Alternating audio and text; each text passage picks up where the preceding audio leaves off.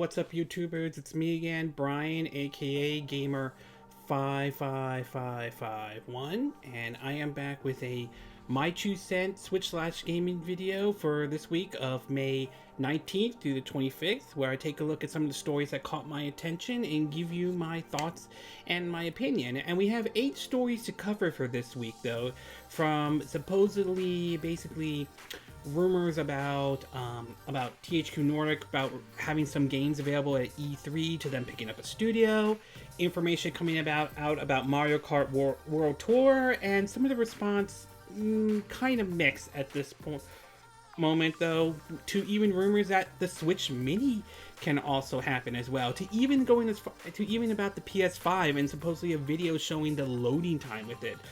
Though, so why don't we get started with this week's video, and we'll take a look at the first one. And this one has to do with Detective Pikachu and the possibility of sounding like a Detective Pikachu 2 is going to happen. Now, as you probably are aware, Detective Pikachu just came out in theaters recently, though, and while I'm not really a Pokemon fan or anything like that, I really don't have any issues with the Pokemon series and all.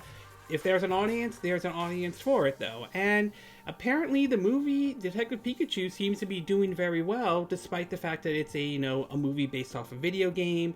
And while it's great that it's doing well at the box office, I'm not sure if it's going to, end the so-called video game curse, where movie adaptations of popular video games do well at the box office. This may be one of those rare occasions. I mean, just look at Sonic the Hedgehog. Recently, we just learned that movie got delayed till February, though, obviously to give the folks working on the CGI more time to fix Sonic and all that stuff, which, great that they're doing that, but don't know if that's going to be enough to save the movie, though. But anyway, it looks as though Warner Brothers and Legendary Entertainment must be very pleased with the success of Detective Pikachu, that word's going around that a sequel might be happening. From an article on GameSpot, though, link will be in the description of this video, it reads, quote, that hopefully you haven't gotten your fill of live-action Pokemon movies. Following the box office success of Pokemon Detective Pikachu, which has already earned over $60 million after 1 week in theaters, it's being reported that a sequel is being developed. Though there aren't much details at this point, it's hardly a surprise that a property with as much allure as Pokemon is being looked at for more big screen adaptation. The news comes from comicbook.com, which cites numerous sources that claims Legendary Entertainment is moving forward with a sequel to the film, which stars Ryan Reynolds, aka, as I like to refer to him as Deadpool Ryan Reynolds, as the Yellow Pocket Monster. Based on the report, it sounds like if the next movie will be a direct sequel to Detective Pikachu, while further Pokemon films will be explored in the years to come.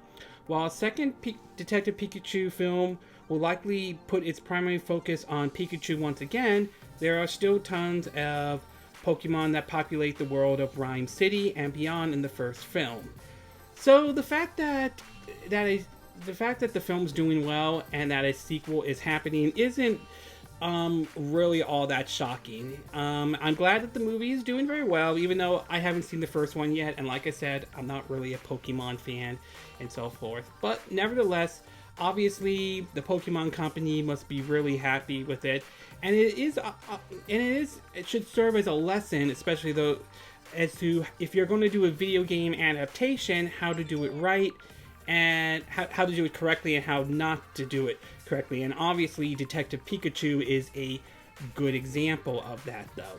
Whether other studios will follow in the example that Detective Pikachu does remains to be seen this time. But overall, great that Detective Pikachu did well at the box office, and if this report from comicbook.com is true, and I'm kind of leaning towards it probably is, then I wouldn't be surprised that a Detective Pikachu is going to happen. Whether they call it Detective Pikachu 2 or something else remains to be seen, and how long we have to wait for a sequel, again, that remains to be seen as well. Okay, we're going to take a quick break, and when we get back, we're going to get to part 2, and this one has to do with THQ Nordic and the possibility that, and it looks like they may be revealing some stuff at the upcoming E3, so we'll take a quick break, and we will be right back.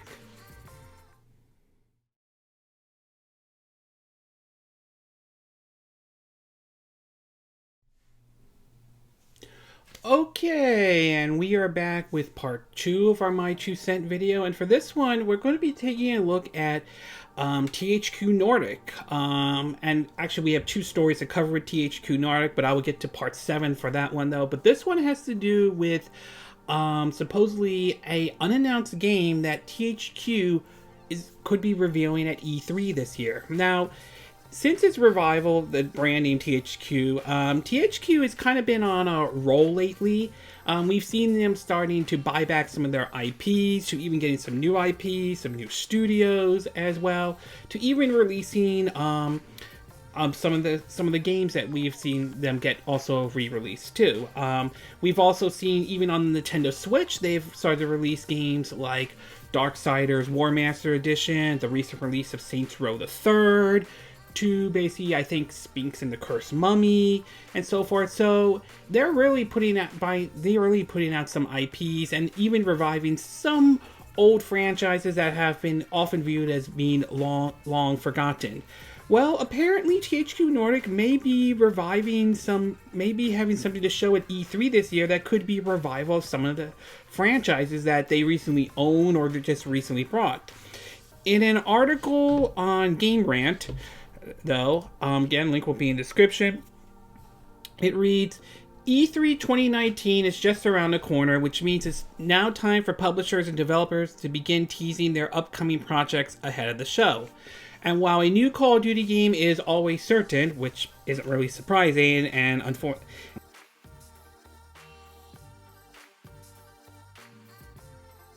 not into that series as much anymore, THQ Nordic is now teasing the return of 2 beloved franchises that will be announced at this E3.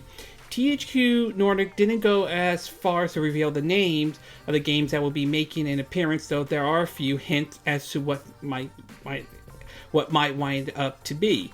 According to the picture of what they put out of THQ Nordic, they said Nordic has a E3 unannounced game number 1, and they say on this one, THQ Nordic is booking for an unannounced title that you will absolutely want to get in to see. I can't reveal what the title of this remake is, but it's a long-awaited return of a galactic beloved game/franchises.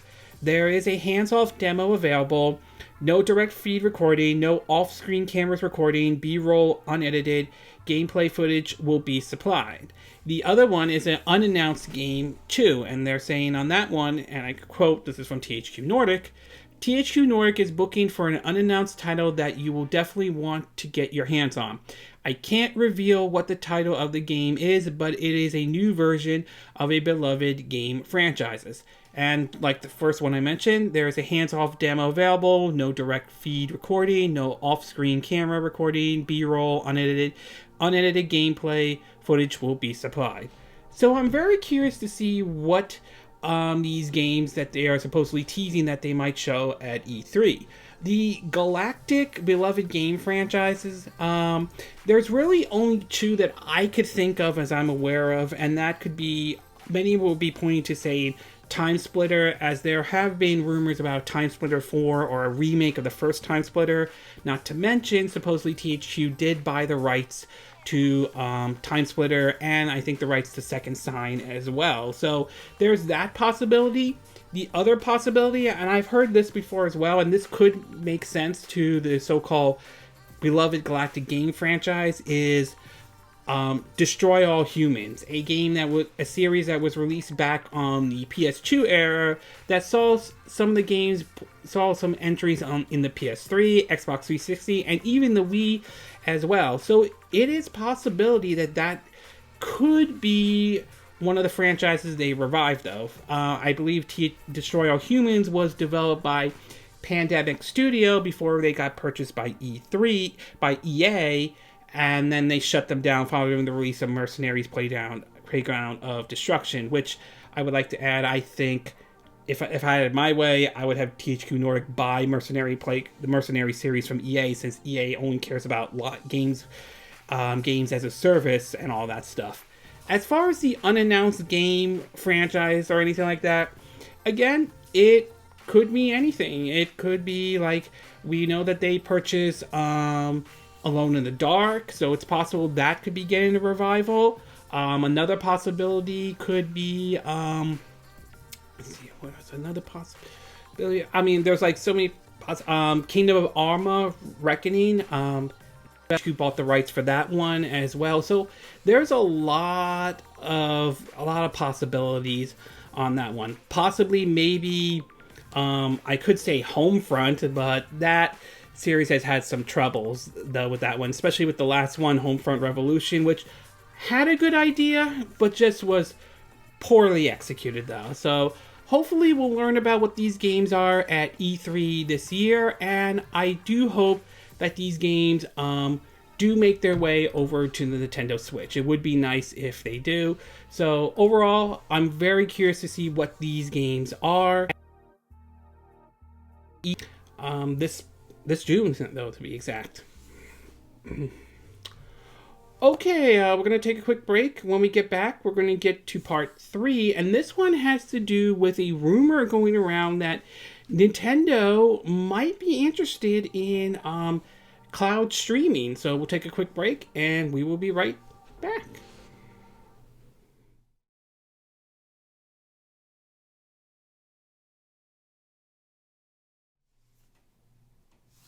Okay, and we are back with part 3 of our My 2 Cent video for this week. And for this one, we're going to be taking a look at a rumor that supposedly Microsoft and Nintendo could be working on a cloud, or Nintendo going to Microsoft and possibly bringing a cloud streaming service to the Nintendo platform, specifically the Nintendo Switch. Now, as we all know, last week though, we had a sort of a big announcement, and that announcement was that Sony and Microsoft would be working together. Mostly Sony is working with Microsoft on their cloud streaming service. I think it's called Zula. Again, I apologize, I'm not saying the name correctly. As sort of what they are working with to promote their Sony streaming service, though, which is obviously going to be the PlayStation Now and so forth. So it was an interesting partnership that both Microsoft and Sony were working together, even though both are going to release their own platform. Obviously, Microsoft with their next Xbox, codenamed the Xbox Scarlet, with Sony called their next system the PS5. Even though they're not calling it the PS5 at this time, I still believe it's going to be called the PlayStation 5. Excuse me. Well, it seems as though Nintendo may be working with Microsoft to also bring some of their cloud streaming service over, possibly to their platform, the Nintendo Switch. In an article on Game Rant, link will be in the description of this video, it reads, though, much to the surprise of the gaming world, including many internal PlayStation developers, Sony and Microsoft announced a dual partnership last week regarding streaming and cloud gaming. The two chief rivals put aside their differences for a little while to collaborate on a joint development on future cloud solution in Microsoft's Azula. Based on the latest rumor, the partnership doesn't appear to end with Sony.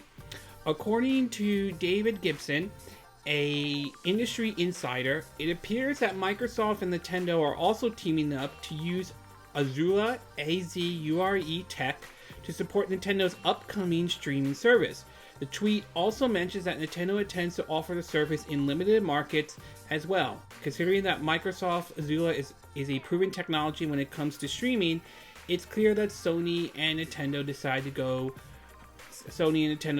go with the sure thing rather than take a risk on the other options with Amazon's AWS. As many fans already know, this wouldn't be the first time Nintendo and Microsoft has joined forces. It began last year on social media, as both companies took the opportunity to poke fun at Sony and its, at the time, unrelated cross-play stance regarding Fortnite. Nintendo UK even later put out a trailer for Minecraft's crossplay, in which one player is clearly playing on an Xbox while the other is playing on the Nintendo Switch. However, the two companies have been more cooperative than ever over the past year. The most recent obvious development was that games like Cuphead and Hellblade Santa Sacrifice, apologize, I'm not saying that correctly, were being ported over to the Switch, joining Microsoft. Rumors even indicate that Microsoft could be bringing Xbox Live service to the Nintendo Switch, allowing players to sign in and even earn achievement for supported games. Now, supposedly, Nintendo enthusiasts reported on this, and as far as they are concerned, and they wrote this on a disclaimer, they reached out for clarifications but have received no response. And so far, neither Microsoft or Nintendo has said anything, though. Having said that, though, given the fact that we've seen games like Cuphead make their way over to the Nintendo Switch, I honestly wouldn't rule this rumor out. I do think there's a chance this rumor could be true. As far as a streaming service on the Nintendo Switch or something like that, I would say this. While I don't believe Nintendo will release a Nintendo Switch that just streams only, I think that would really, really handicap the Nintendo Switch, as you won't be able to take it to every place, especially if there isn't like a Wi-Fi or a hotspot area to be exact. I could see a streaming service or a Netflix or a gaming streaming service coming to the Nintendo Switch. Whether it's Nintendo decides to make their own, whether they whether they allow something like, say, Xbox Game Pass, we've heard rumors about that, remains to be seen. But it is possible the reason why they are teaming up, just like Sony's teaming up with Microsoft over this cloud or this gaming streaming service, they might view the Google Strata as a much bigger threat than some people realize, though. Again, it's too early to tell, though, and we'll have to wait and see how this all plays out, though. I am a little iffy about it. I still prefer the physical media. I know I'm old and all that stuff, though, but I won't deny that cloud streaming could be the future along with digital distribution. We are going to reach that point, and I think that's something we have to take into serious consideration and accept that kind of reality at some point. So overall, it is a rumor right now, though, so we don't know if this rumor is true or not. But in an age where we're seeing games like Cuphead make their way over to the Nintendo Switch, I honestly can't rule this rumor out entirely, and I wouldn't be entirely shocked if we hear something about this at E3, or if we hear some statement like what we saw last week with Sony and Microsoft shaking hands and doing this, though, if we see something similar with Nintendo and Microsoft. So overall, like I said, still a rumor, but I wouldn't rule it out at all if it turns out to be true. Okay, we're going to take a quick break. When we get back, we're going to get to part 4, and this one has to do with rumors that the Switch Mini may be happening, though, if this rumor turns out to be true and all. So we'll take a quick break, and we will be right back.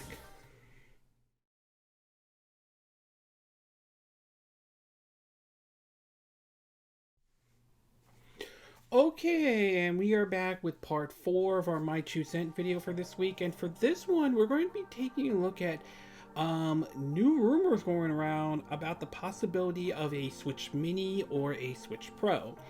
Now, this rumor has gone around a lot from last year to this year as well, as many analysts have started to believe that Nintendo will do basically a revision of the Nintendo Switch. Some even went as far as saying that a Switch Mini was going to be possibly released this June, although to me it does sound highly unlikely, and I think most people will believe that's the case, to even Nintendo coming out of the way, basically making a suggestion that they have no new hardware to show at this year's E3, and I wouldn't be surprised if it turns out there isn't any new hardware to show. Hell, they didn't show off at the time when the Switch was called the NX. They didn't show it off at E3 2016. They had their own presentation or a video of it in October of 2016 when they finally revealed what the NX was, which was the Nintendo Switch. Well, now it seems as though there may be rumors going around that the Switch Mini or the Switch Pro may be happening, courtesy of some comments not only from some analysis, but also from NVIDIA themselves. For those who are not familiar, NVIDIA is the one that supplies the chipset, the SoC, system on a chip, that powers the Nintendo Switch. Basically, it is a second generation Maxwell chip, if I'm saying this correctly, from their Tegra X1 line. And well, it seems, like I said, there seems to be indication we could see a second generation Nintendo Switch. According to an article from Nintendo Enthusiast, though, again, the link will be in the description, it reads that since 2019 has kicked off, there have been growing numbers of reports about new models of the Nintendo Switch coming out soon. Nintendo has declined these reports, but they continue nevertheless. The latest update now comes from comments made by analysts in relations to NVIDIA's latest fiscal report, though. NVIDIA is the creators behind the Tegra X1 chipset that powers the Nintendo Switch. NVIDIA's latest financial report has revealed that sales of the chipset has dropped, but NVIDIA's CEO is confident that sales will increase soon. The CEO didn't specifically mention he's the reason behind this, but this could potentially tie into the reports of a new Switch model allegedly being on the way. In a report from Bitcom News, one of the Wall Street analysts said that we expect seasonal growth, argument by rampant of second generation Nintendo Switch for the remainder of the year. Christopher Rowland then weighed in with a statement of his own, agreeing with the Wall Street analysis words on the Switch. Rowland actually specifically mentioned what type of new Switch model is alleging on the way, saying that Nintendo expect to launch a cost reduction version of the device. Going back to previous rumors allege Nintendo is creating an upgraded version of the Switch, unofficially dubbed the Switch Pro. The other model is a Nerf version meant for budget gamers that has been unofficially dubbed as the Switch Mini. So its comments line up with the Switch Mini on this rumor or not. As for whether if this is happening or not, Nintendo Enthusiast is saying, quote, honestly, it's still hard to say. With Nintendo continuing to keep its mouth shut, we literally can only know for sure if and when a formal announcement is made. But history may very well likely repeat itself, leading up to the initial official reveal of the Switch back in October 26th. There was a tsunami of rumors from all kinds of sources. While a lot turned out to be either somewhat true or flat out wrong, there were some that were spot on, such as the fact that the Switch is a hybrid device that uses cartridges, has detachable controllers, and is powered by a NVIDIA chipset. Yes, all that was reported on before it was revealed. That said, considering the frequency that these new Switch rumors have been chumming out lately, it seems extremely likely that either a new model or a new models are on their way. Even though it's been confirmed that the announcement won't be made at E3, that certainly doesn't stop Nintendo from dropping an announcement out of late field later down the road in the year. So, and again, their statement, the NVIDIA CEO statement, basically saying that that they believe that the Tegra X1 chip could increase, basically saying like it can, that sales of it could improve and all that stuff. I mean, again, it doesn't mean that it could be the Nintendo Switch though, but I wouldn't rule out the possibility that either Switch Mini or Switch Pro is going to happen or anything like that. Whether or not it happens this year or if it happens next year, possibly maybe getting closer to when the PS5 comes out though, remains to be seen. I'm not sure if a Switch Mini is going to happen though. I'm not really sure if they're going to do a budget Switch where it's basically with no detachable controllers or anything like that. I personally think that would defeat the purpose though. A Switch Pro, on the other hand, I could in a way see that happen. If a revision of the Switch is going to happen, if that is, given the partnership Nintendo and Nvidia have at this time, supposedly the partnership is supposed to last up to 2 decades. it's possible we could see them use maybe something, a more powerful chip from the NVIDIA to power the Switch Pro. I can't see them doing something like PS5 or Xbox Scarlet level, but I could see something like what we saw when we went from the old 3DS to the new 3DS, where the new 3DS was more powerful than the old 3DS. So I could see something like that. As for, and I know I'm probably saying this, I've said this before many times though, but as far as what chip they could be using though, again, it could be any kind of chip. It could be maybe a more powerful chip from the Tegra X1 line. It could be something from the Tegra X2 line. It could be something that is used in some of their graphic cards, like say Pascal, or they could actually develop a brand new chip, not used on any from their chips lines or anything like that, but a brand new chip designed specifically for this new Nintendo Switch that possibly incorporates certain elements from like other chipsets and use it for that one. So my take is that I'm not surprised if a revision of the Nintendo Switch happens. In fact, I do believe that a revision will probably happen. Whether it happens this year or not remains to be seen. I don't know if they're going to do a Switch Mini or so forth. They might maybe shrink the size of what the current Switch is, though. But I can't see them doing a Switch Mini where you don't plug it into your TV and there's no detachable controller. I think that would defeat the whole purpose of the Nintendo Switch. So overall, though, I think a revision is going to happen at some point. I just don't know if they are going to do a revision this year. And I don't know if the CEO of NVIDIA was mentioning if they were referring to the Nintendo Switch, since it's powered by the Tegra X1 chip, or if they are referring to something else. So we'll have to wait and see, though. We might see an announcement in the fall. They might make something announcement, but given the situation where the Switch is right now, given that it's selling very well, I'm not sure if they're going to do a revision right away. But I do believe a revision will eventually happen. Okay, we're going to take a quick break, and when we get back, we're going to get to part 5, and this one has to do with April's 2019 NPD. So we'll take a quick break, and we will be right back.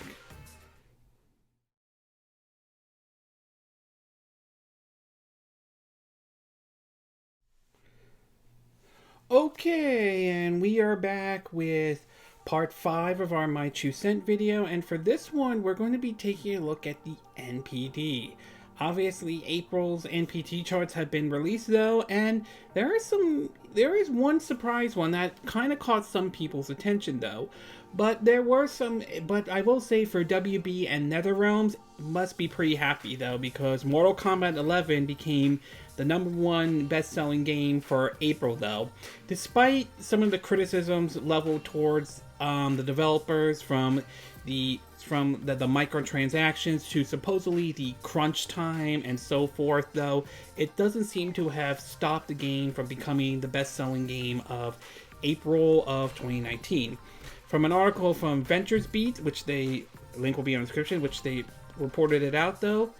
Their title, April 2019 NPD, Mortal Kombat 11 KO Days Gone from the #1 spot, though. However, that's not all bad news from them. They're saying that despite the lukewarm reviews for the PS4 exclusive, Days Gone, Sony's been long-awaited zombie apocalypse shooter, came in at #2. Another Sony exclusive, NBA MLB 19, the show rounded up the top 3. According to Software, in terms of the top 20 best-selling games for April, though, it has Mortal Kombat at 11, Days Gone at #2, MLB 19 The Show at #3, Tom Clancy's The Division 2 at #4, Super Smash Bros. Ultimate at #5, Grand Theft Auto 5 at #6, Sekiro Shadow Dies Twice at #7, Call of Duty Black Ops 4 at #8, NBA 2K19 at #9, Yoshi's Crafted World at #10, Red Dead Redemption 2 at #11, Mario Kart 8 at #12, Assassin's Creed Odyssey at #13, Minecraft at #14, New Super Mario Bros. U Deluxe at #15, Final Fantasy X and X2 HD Remaster at #16, The Legend of Zelda Breath of the Wild at number 17, Jump Force at number 18, Battlefield 5 at number 19, and at number 20, Borderlands though. So obviously Mortal Kombat did very well in terms of the software front though. I'm seeing Final Fantasy X, Final Fantasy X and X2 HD Remaster. Obviously, since that game was released both on the Switch and just recently on the Xbox One, obviously that could explain how that made it on to the list as well.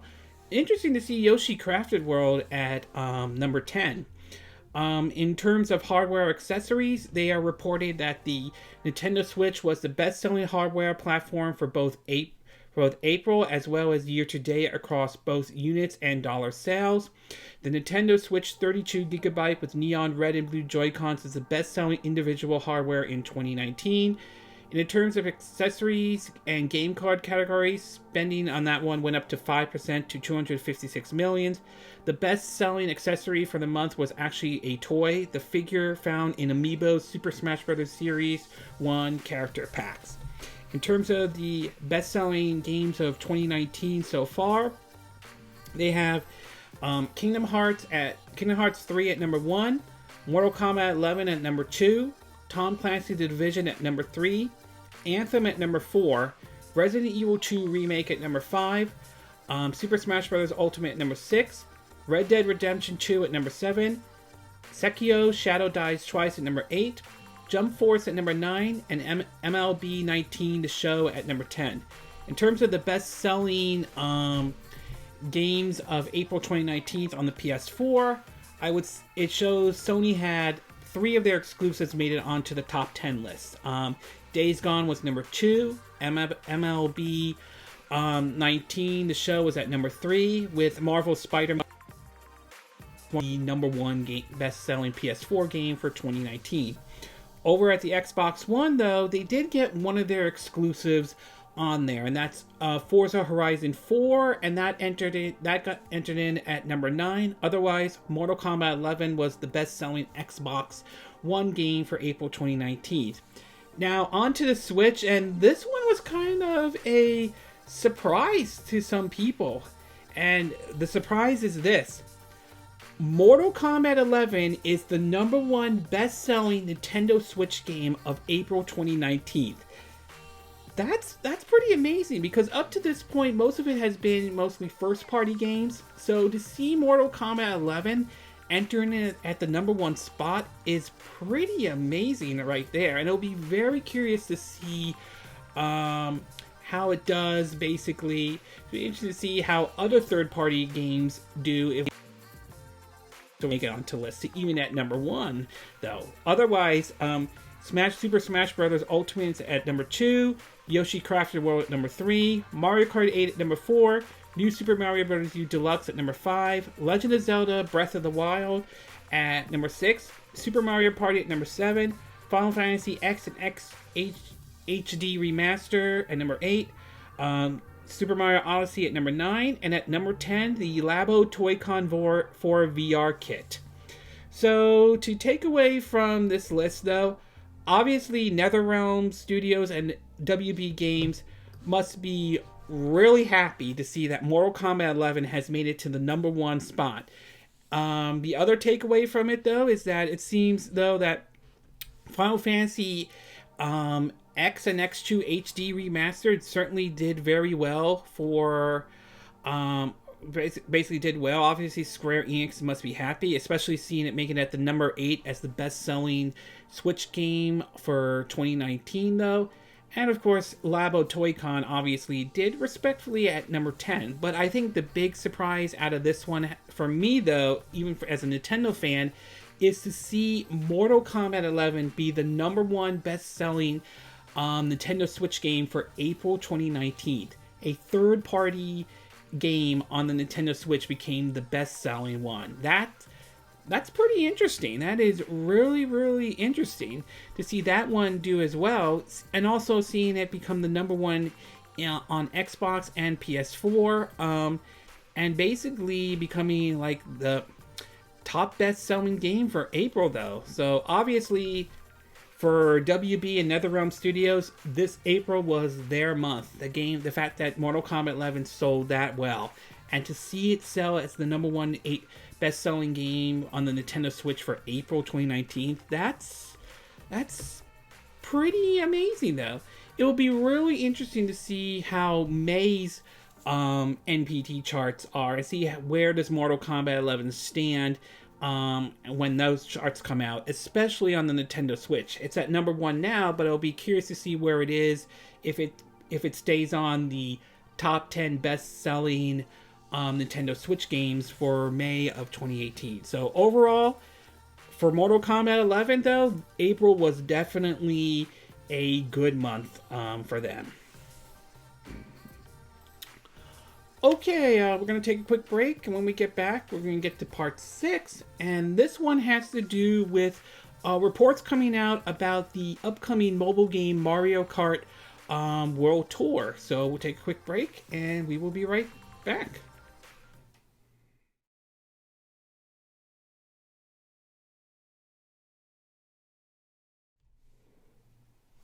Okay, and we are back with part 6 of our My 2 Cent video, and for this one we're going to be talking about the recent supposedly report coming out about Mario Kart World Tour.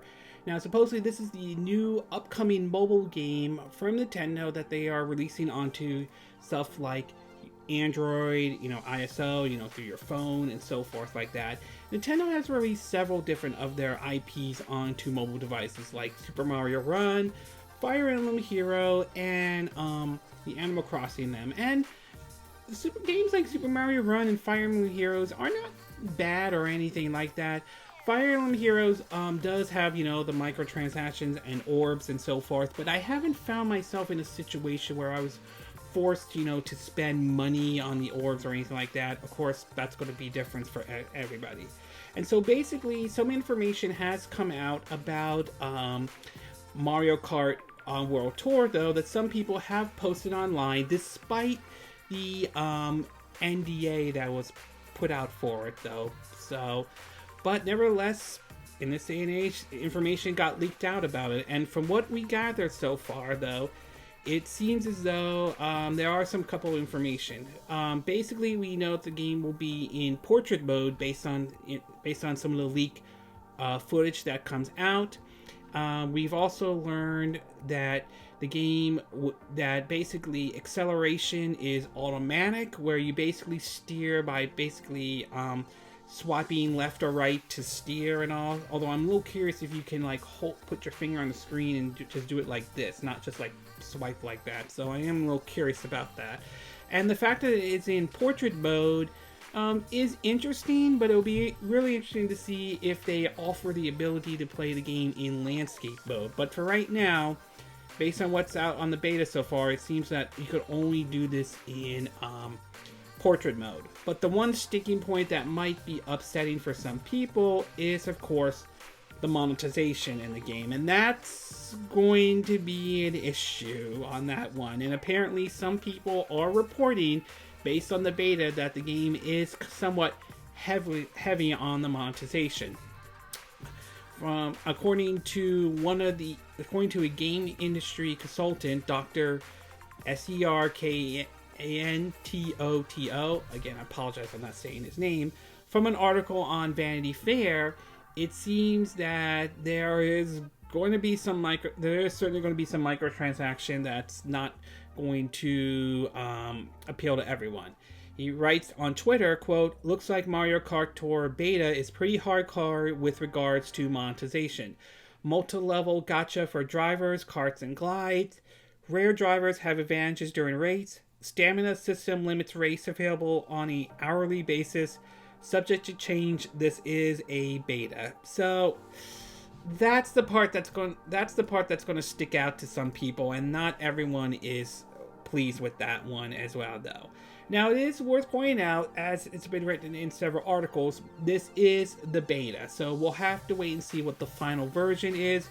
But the monetization issue is going to be a problem for some, and not everyone is going to be thrilled with the idea of basically with this idea of the way the monetization is set up, and I can see why how mobile games has certainly earned a bad reputation. So, and again, I haven't tried out the game as well, so I don't know until I get my hands on it to see if it's how bad the monetization is to how well does the game play. So overall though, based on some of the videos that have been leaked and some of the screenshots though, it looks nice though. I'm curious to see how the steering is working, and I'm curious to see how if the game can also be played in landscape mode, not in portrait mode. But but the monetizations, the microtransactions in that is somewhat concerning, and it is an issue, and it could turn some people off. Again, it is a beta. We won't know until the final version comes out, but it does. But the monetization does raise some concerns. Okay, we're going to take a quick break, and when we get back, we're going to get to part 7, and this one has to do with THQ buying up another studio by the name of Piranha Bytes. So we'll take a quick break, and we will be right back.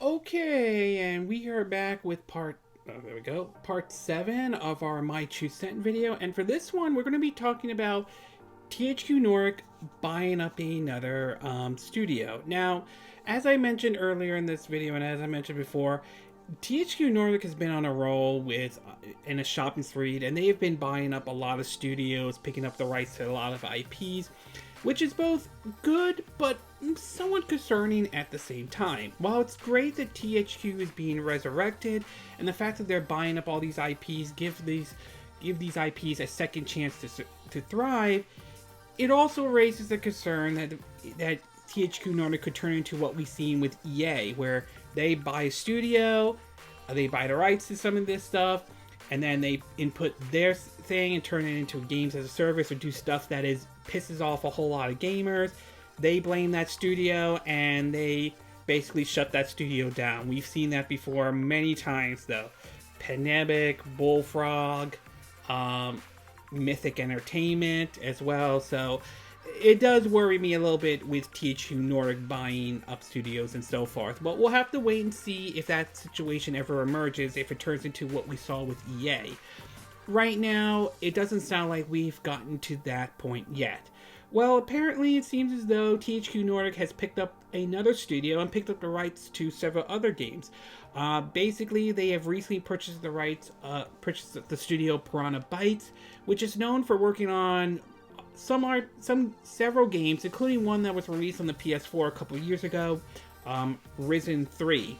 In an article on Gaming Industry Buzz, I think will be in the description, it says that THQ Nordic has acquired the German game developer Piranha Bytes, and with it the rights to Gothic RPG series.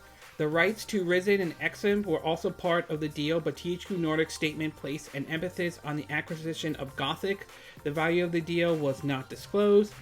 The entire Piranha Bytes team of 31 employees is now part of THQ Nordic, though it will continue to operate in its original location in Essen, Germany, Essen. It will also continue to work on creating the RPGs for what is known. There are situations in life when you think to yourself, this feels right. Well, this is exactly one of them, says one of the employees from Piranha Bytes in a statement. After all, we want to continue to create great, memorable, and impact games with as much as creative freedom as possible. And with THQ Nordic, we know that we are now part of a family which supports us by all means in our effort. This is the latest in a growing line of acquisition by THQ Nordic, which also includes Bugbear Entertainment, Coffee Stain Studio, Warhorse Studio, and Koch Media. In February of this year, it raised around $225 million with the express interest of funding the acquisition of more studios and IP. So it's going to be really interesting to see how this all plays out with them purchasing Piranha Bytes. I do remember playing one of their games. This was released on the PS4, but in the US, in the West, only as a digital download only, and that was Risen 3. Interesting game though. I like the world and all that stuff. Gameplay took a little bit of getting used to though. The swordplay wasn't anywhere near like the level as say like what it is right now with like Assassin's Creed Origins and Odyssey and all, but it was still an interesting game nevertheless though. Here's to hoping that Piranha Bytes does well going forward, and here's to hoping some of their games, as a Nintendo fan of course, some of the games make their way over to the Nintendo Switch. Would love to see Risen 3 or any of the other Risen games and any of their other games come to Nintendo Switch. Whether that does happen or not remains to be seen, but overall, we'll see how it is. It seems that the folks at Piranha Bytes seems to be okay with THQ Nordic buying them. Whether that is good in the long run or not, that remains to be seen. Okay, we're going to take a quick break. When we get back, we're going to get to part 8, and this one has to do with the PS5. So we'll take a quick break, and we will be right back.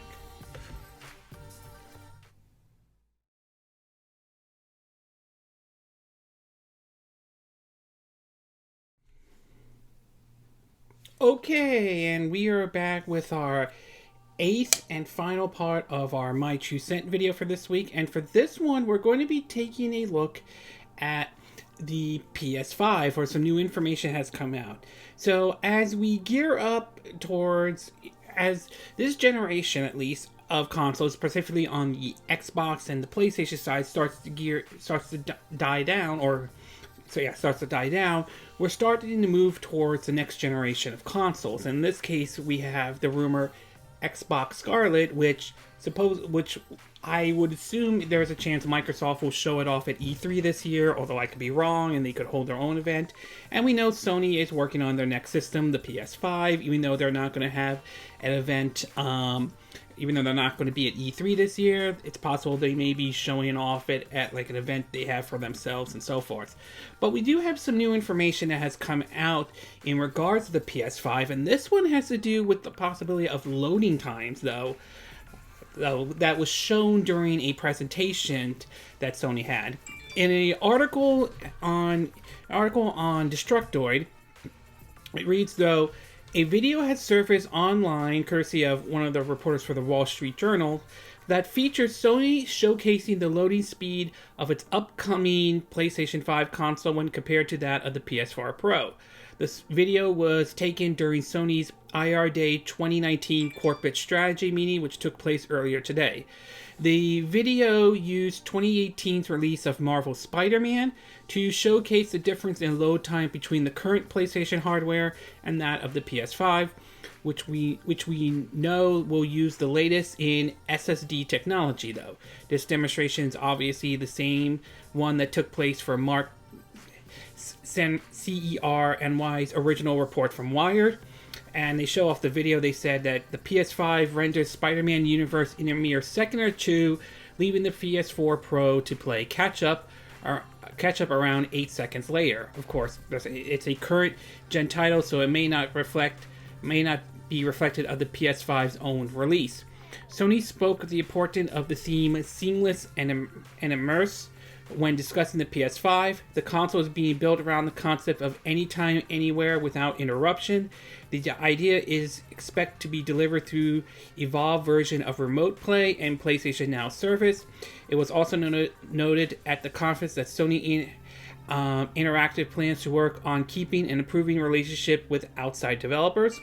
Sony also pushed its commitment to the PS4, which still expect to play a critical role going forward. A press release stated that the current hardware still has an outstanding roster of AAA games en route, including The Last of Us Part 2 and Death Stranding. The PS4 will remain the engine of engagement and profitability for the next 3 years, so it seems Sony isn't abandoning the black box anytime soon. Although, depending on how well the PS5 does, that could speed it up, though. And I wouldn't be surprised if The Last of Us Part 2 or Death Stranded, they also develop a PlayStation 5 version. I wouldn't be surprised if that happens, so. While we already know that the PS5 will not see the light of day until at least April next year, it seems little by little we're learning more about the power of its hardware, as well as Sony's plans for the console roles for the consumer. The Anytime Anywhere theme is showing that streaming is high on the agenda, with Anywhere in particular suggesting all sorts of devices could be compatible with the Evolve remote play feature. That's going to be very interesting in terms of what they mean by their remote play, in terms of saying that all devices will support this. I mean, does this mean that does this open the door to the idea that I could stream a PlayStation game on a Nintendo Switch or something like that? So, yeah, still more information needs to come out before anything like that actually does happen, and so forth. Of course, there's a lot of speculation against work whether any new console is in development, but we appear to be receiving more information and confirmation about the PS5 all the time, save for a release date and price, of course, though. Now, the loading time screen, that one's kind of interesting, though, and I think the real test is going to be when Sony actually shows up not only the final version of the console, but shows a game developed for the PS5 in development to see how that runs. And it'll be if it does the same thing as what they showed off at the demonstration with Marvel's Spider-Man on the PS4. Now, if that's true and the game loads like better than what the PS4 Pro load, which when they showed up the Spider-Man game, it showed off like less than a second, where the PS4 Pro took like 8 seconds out. That's going to be really, really interesting, though. It's going to be really interesting to see a lot of games load up seamlessly without having the wait for God knows how long for a game to load up. Be ready to play it and so forth. Of course, some of that's going to be how well the developers be able to develop the games for that system and all that stuff. But it will be really interesting, and it would also be really interesting to see what Microsoft does with their next console. Will theirs have a better loading time than what Sony's offering? Will it be the same, or will it be even worse? So I'm very curious to see how that plays out for Microsoft. But overall, I would say for what Sony has shown so far with the PS5, or at least this little demonstration they showed, if what they are showing is true, and it's going to be real, that I think is a good thing. The fact that it will load just mere less than a second, rather than just wait maybe 8 seconds or even more and so forth. Of course, like I said, the big one's going to be when they show off a PlayStation 5 game developed for that system and see how that loads compared to what they showed with Spider-Man really from the PS4 Pro onto a PS5. I mean, great that Spider-Man can load that quickly if that's true, but like I said, I gotta see a PS5 game and see how that works out. Okay, this concludes this My 2 Cent video for this week, and again, these are my opinion. What are yours? What are your thoughts about the possibility of Detective Pikachu? Do you think it's going to happen? Do you think this rumor is true and that it's going to happen? And what would you like to see in a sequel in Detective Pikachu, or whatever they're going to call it? What are your thoughts about THQ Nordic having unannounced games at E3 this year? What do you think? Are you excited for what these games could be? Do you have any idea what you think these games are going to show off at E3 from THQ Nordic? What are your thoughts about the rumors that Nintendo could be working with Microsoft on the cloud streaming thing? Do you think the deal is going to be very similar to what they're doing with Sony as well? Do you think it's going to be any difference? Do you think this is a smart move? If this rumor is true, do you think it's not a smart move at all? What are your thoughts about the new rumor about the Switch Mini, or reports coming out of NVIDIA about the Boost Integra X1 chips? Do you think this is a sign that a Switch Mini or Switch Pro is going to happen, or a redesign of the Nintendo Switch? Or do you think NVIDIA might be referring to something else? What are your thoughts about the April 2019 NPD, though? Were you happy to see these? Were you pleased with these results anyway? Were you surprised to see Mortal Kombat 11 dominate the charts, even being the #1 game on the Nintendo Switch in any way? What are your thoughts about Mario Kart World Tour for mobile devices. Do you think it's not as bad as a lot of people think it is? Are you waiting to try it out as well? And do you think the microtransactions are going to be an issue? Do you think they'll fix it? Or do you think this could be a turnoff for some people who might be considering downloading this on their iPhone or Android devices? What are your thoughts about THQ buying Piranha Bytes? Do you think this was a smart move for THQ to do? Do you think this could mean we could see more of their games, like maybe Arisen 4 or Gothic or any other of their RPGs? And what games do you think they should possibly bring back? And do you think what games would you like to see ported over, regardless of which system you own and all? And what are your thoughts about the loading time on the PS5 based on this demonstration they show? Are you pleased with what they showed at this demonstration? Do you think that we could see PS5 games load very well and all, and so forth? And are you looking forward to the PS5 in general? Do you like what I said in this video? Do you not like what I said? Do you have a difference of opinion? As always, sound off on the comment section below. Let me know what you think. And I hope you hit that like button. I appreciate it. And I hope you do subscribe to my YouTube channel. If you do, make sure you hit the bell icon for notification of any new videos I put up. Also, feel free to share this video if you want to. And feel free to donate to my channel if you like. You could do it through PayPal me or Patreon. Links will be in the description of this video. And I will see you again next time when I do another video. Hopefully that'll be soon. Until then, from Southern California, I wish you all a good day then. Bye!